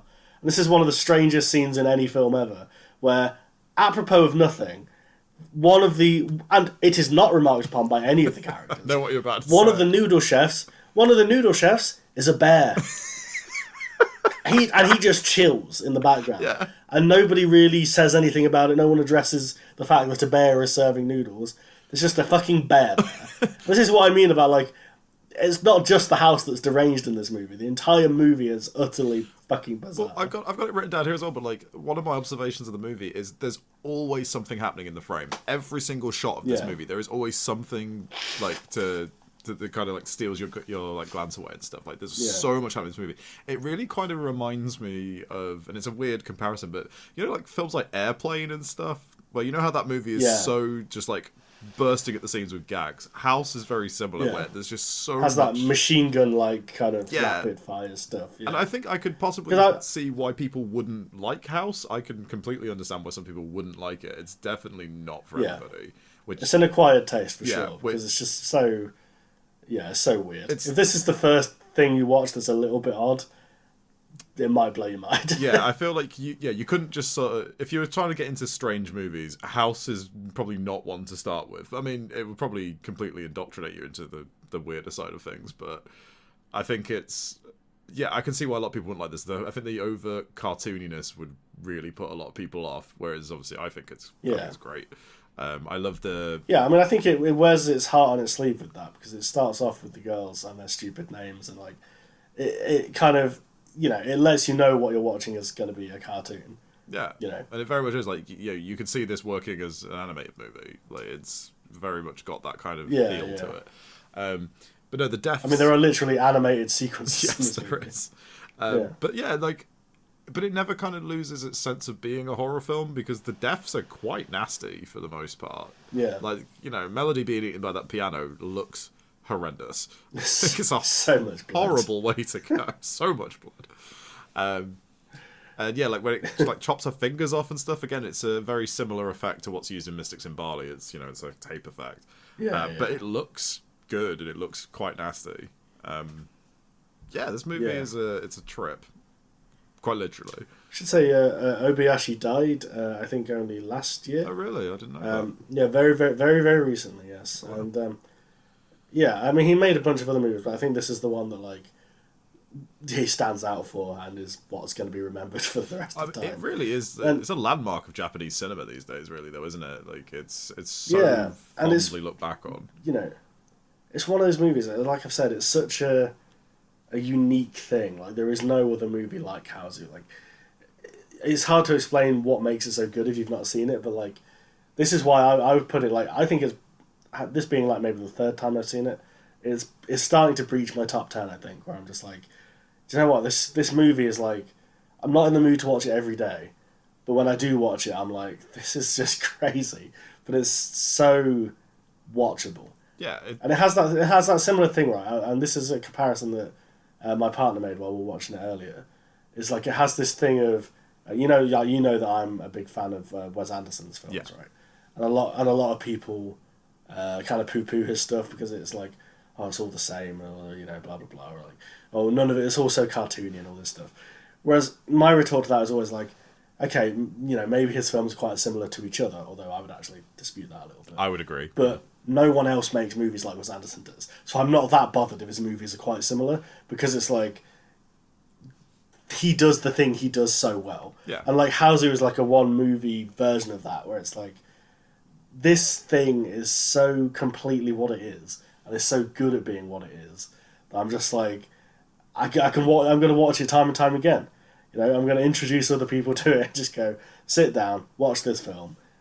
It's not going to make any sense to you, but I mean, I mean, it doesn't make logical sense, but there is a kind of dream logic to it, as we've said. Like, it's like a child's story. It kind of rambles on and on and on. Kind of doesn't really go anywhere, but kind of does. And it's like, you know, it's more about the barrage of images and, you know, the whimsy of it, I suppose. But yeah, even though there are scenes that are quite dark, I would say, you know, there is kind of pushing that whimsical sensibility. Well, you're completely right. Like, it is an entity unto itself. Like, as you say, like, saying there's nothing else quite like it seems like a cliche phrase, but there genuinely isn't. There is not another film in existence that is like House.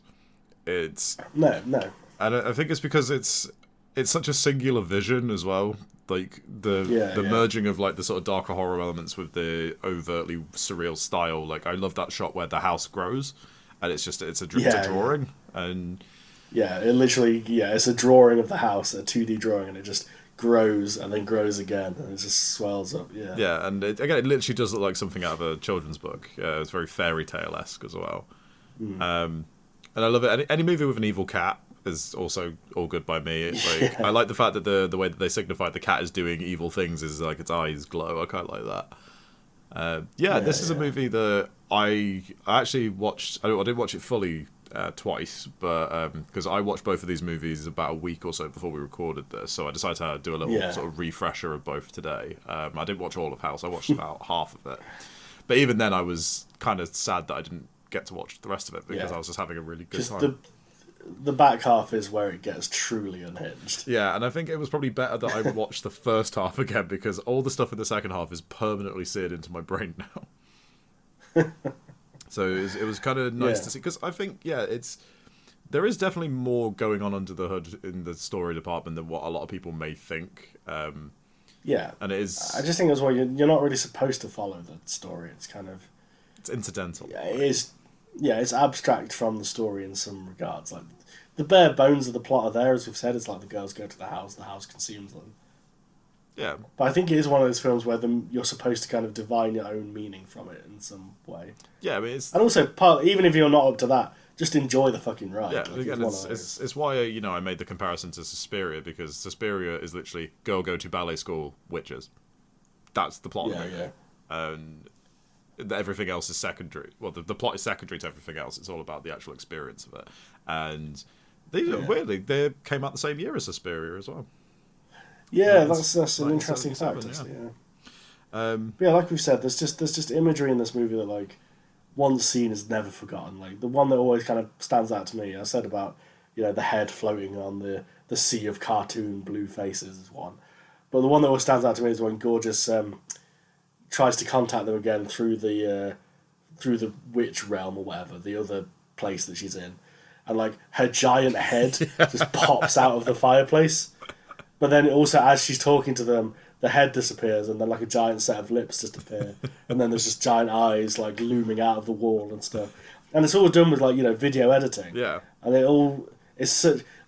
The only other thing I can compare it to, if people know this reference, is like it's a bit like the Mighty Boosh in some regards, and it's a bit like Tim and Eric. Yeah, it's similarly chaotic. Yes.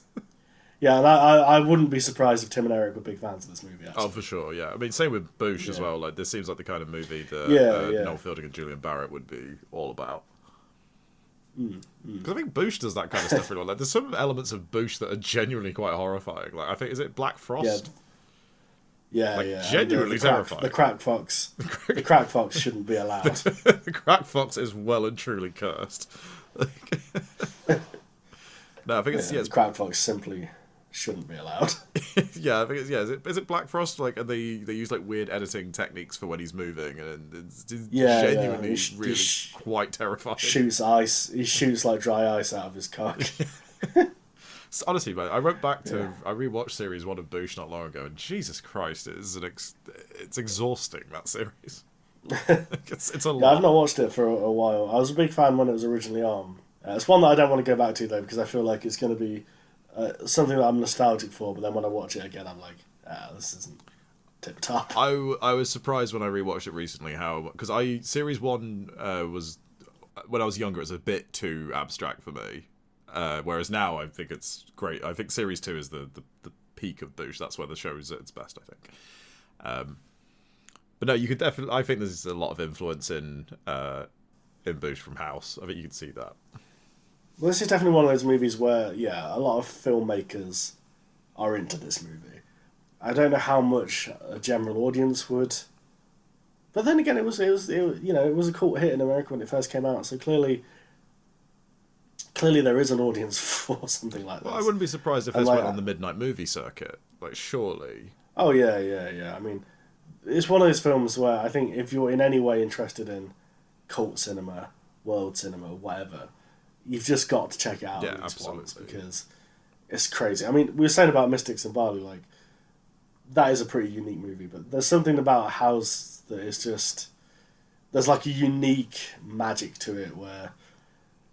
Yeah, like I said, the combination of just these visuals that are just never replicated anywhere else, along with this kind of, I think, along with the kind of playful sense of humour.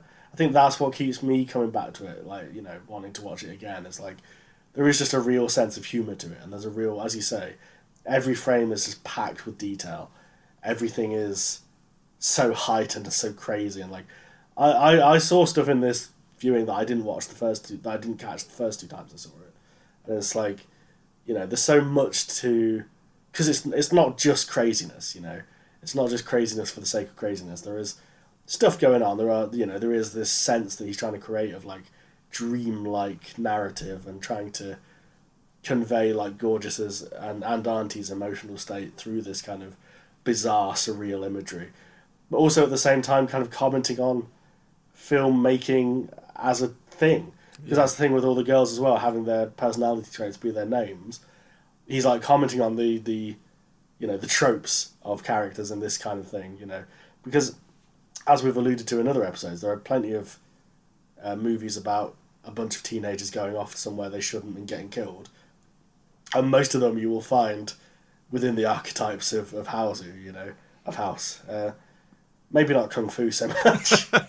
Although I feel Kung Fu is. I feel like a lot of movies could be improved by having a character like Kung Fu. Yeah, I mean, one of the things I had in my notes to ask is who is Best Girl, but I think Best Girl is Kung Fu. It's absolutely Kung Fu, because none of those other girls could be split in half and still have their legs kill the cat. Like, only Kung Fu. Like, Kung Fu is the only one who's actually able to defend herself. The rest of the girls all get picked off far too easily. Also, one of my favourite lines of dialogue in the movie is when Prof says to Kung Fu goes, "I'm going to help out in the kitchen," and she goes, "Well, don't break any of the plates with your Kung Fu." As if that's a regular occurrence. Yeah, I know. Well, that's how she got the name. She's Kung Fu, baby. Just goes to the kitchen and just starts kicking the shit out of the fucking crockery. Kicks the shit out of everything else. Yeah. I've actually got in my notes kind of here, just says, I don't know about you if you agree on this, because compared to like other films that we've done, I have very few notes comparatively, because, and I've actually got it written here, there's too much happening, it's hard to actually make notes. Yeah. Like, I couldn't take my eyes I off have the the same screen thing for too where long. for the first 20 minutes or so I was making notes, and then I just kind of stopped. Because the movie is like, it's so hard to explain, it's so visual. It demands to be like, watched, I think. It demands your attention, and and if you don't watch it, you're a pussy-ass bitch, and you're moving like Thackeray Binks.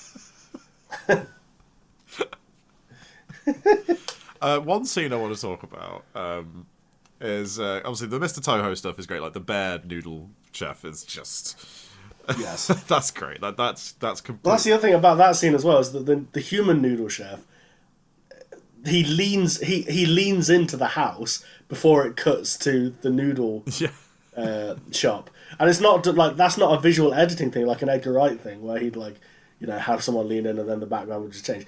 He physically leans in to the scene, and then the scene just hard cuts. So like a noodle chef just appears in the house, and then the scene just hard cuts to where he should be, the noodle restaurant. And in any other film, you'd be like, "What the fuck is going on? Why?" Like, but it works in this movie. Everything is so heightened, like you say, and everything is so unique, and it completely plays by its own rules. But what I wanted to talk about is the watermelon vendor, who I love.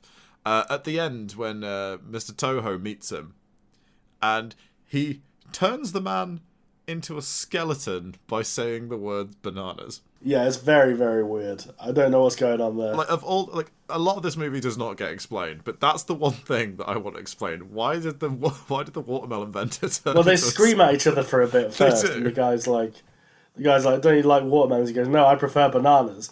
And then Watermelon Man goes, "Bananas? Ah!" and just dissolves into a skeleton. But then later on, it's implied that Mr. Toho has turned into some bananas. Because there's a bit where it goes past his car, and there's just a pile of bananas with his hat on. And we never see Mr. Toho again. So I suppose he's maybe been turned into bananas. But why? What? I couldn't tell you. For the same reason that there is a bear in the noodle restaurant. There just is. Yeah, it just happens. It's the way the world works in this film, and I wouldn't. Well, I think, having seen it a few times, I think it's implied that, like, the cat is using its magic to keep Mr. Toho from getting to the and the girls. watermelon vendor is kind of implied to be like subservient. I guess. Yeah, because he knows that he's sending the girls to be eaten. Yeah. Because then when Mr. Toho turns up, he's like, those girls have been eaten by that. Yeah, so he's in on it to some degree. But also, like, I didn't notice this the first couple of times I watched it, like, in the weird stop motion bit where Mr. Toho falls down the stairs and it's like the sentient bucket is like riding around the street. You do see the cat for a few seconds before that happens. Yes, you do. So I think it's supposed to be implied that, like, something about the magic is keeping him away. Yeah. Well, but that cat is stalking them all the entire time, really, isn't it? It's there pretty much constantly. Yeah, and you're right. They just adopt the cat, no questions asked. Yeah. They're like, oh, look, it's the cat. It's on the train. It's like, why? Why is the cat on the train? Why is it here? Why are you just taking it? Like, it clearly belongs to somebody. That cat is up there with Black Phillip for villainous animals. Who would win in a fight, though? Is a cat called Snowy? Am I correct? Snowy, yeah. Snowy versus Black Phillip. I think Snowy would cave Black Phillip's head in, to be honest. Yeah, I think so, actually, yeah. Because Black Phillip has to run by, contracts and rules and all this kind of thing. Whereas Snowy can just break reality. Snowy is pure chaos magic. Black Phillip's a little pussy-ass bitch comparatively, I think. On that bombshell. What do we reckon then to House 1977? I feel like it's not going to come as a surprise to the listeners, but it's Kino. It's pure Kino. Yeah. I think for me it's pure unadulterated Kino. Yeah. There's nothing freakier than this out there. I mean, you want to come to me with your Jodorowskis, your David Lynches. Those guys, pussy-ass bitches compared to this movie. I think... I've said it before, I'll say it again. You want to come to me with the Holy Mountain? Stick House in one. I think the big thing there for me as well is I would take watching House over Holy Mountain or maybe even like Eraser. Well, actually, no, I really like Eraserhead, but over... Yeah, to be fair, Eraserhead slaps. Yeah. I would, like, if I was given the choice between watching a Jodorowsky movie or House, I would pick House 9 times out of 10. Same with a lot of Lynch stuff, even though I really love Eraserhead. I really like Blue Velvet and Mulholland Drive. But... Because look, I like Blue Velvet. Look, I've had messages about, I didn't know you didn't like David Lynch. I fucking like Blue Velvet and Mulholland Drive as well. Right? I'm just not a big fan. Because they're great movies. Like, Blue Velvet is my favourite David Lynch movie because I'm just not one of these people who assumes a movie is good because it's directed by David Lynch. No, because, right? I mean, he made Dune, so... Well, stay tuned. Ooh. Waka waka. Ooh. But no, pure Kino, House, in, like, the most purest of sense as well. Like, I would love to see this in a cinema. I would love to see it. I think if there's ever a screening of this, I'm going to. I believe the BFI screen it quite regularly. So, I mean, well, this is on the BFI channel on Amazon. It is, which I need to cancel my 14-day free trial too, because that's how I watch this movie. I've already done the free trial, so I had to pay 99 pence. Ooh, oh really? Is that it? Because you get the first 3 months for 99 pence each. So I was like, well, that's cheap for what amounts to a rental, because I'm just going to cancel my subscription as soon as I've watched this. And I would also like to point out to the listeners, we are not in any way endorsed by BFI or BFI Player to get you to sign up for 3 months. Yeah, I mean, I think they got that from the fact that we were both like, we're going to cancel our subscription.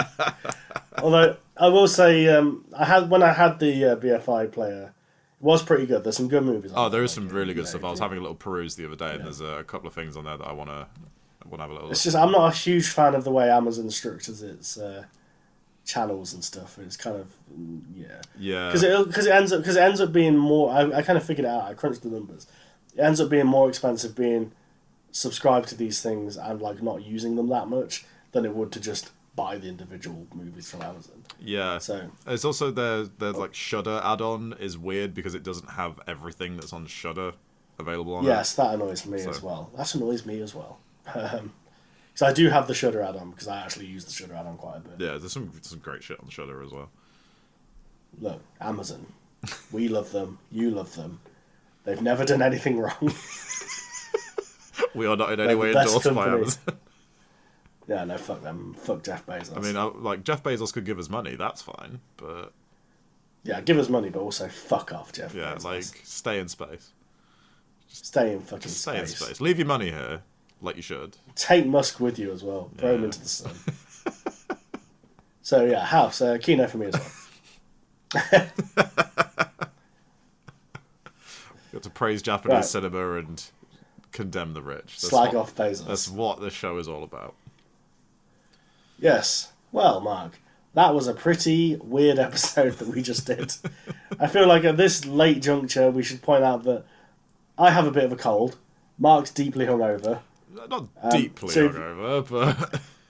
Mate, you look like death warmed up. Thank you, Aidan. I really appreciate you making a comment about that. I thought I actually looked quite dashing today, but no. Dash into the bog, maybe. All right, that was pretty good for you. I'll give you that. Anyway, next time we probably won't be as shit as we were today.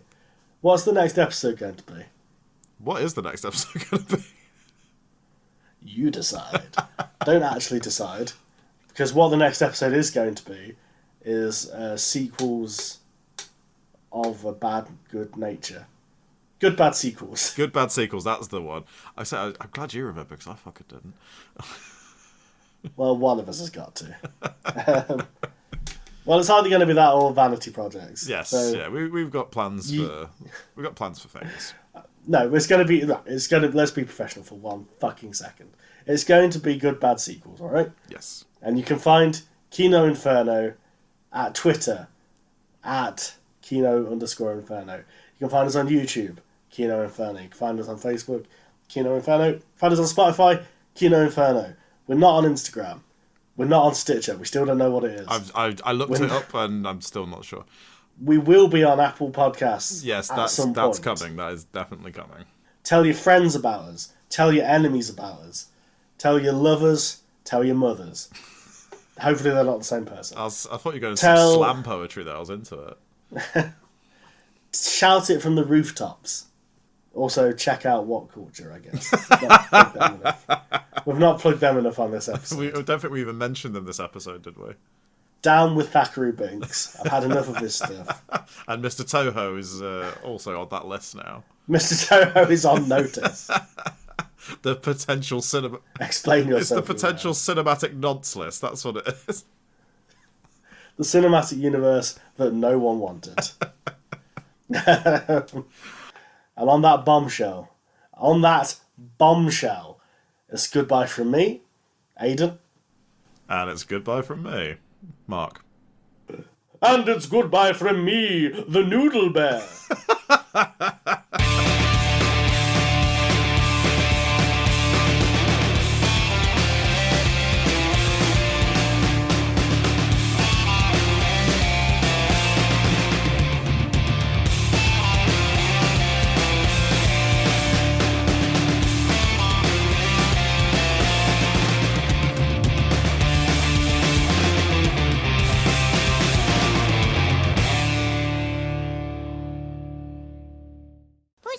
Exploring.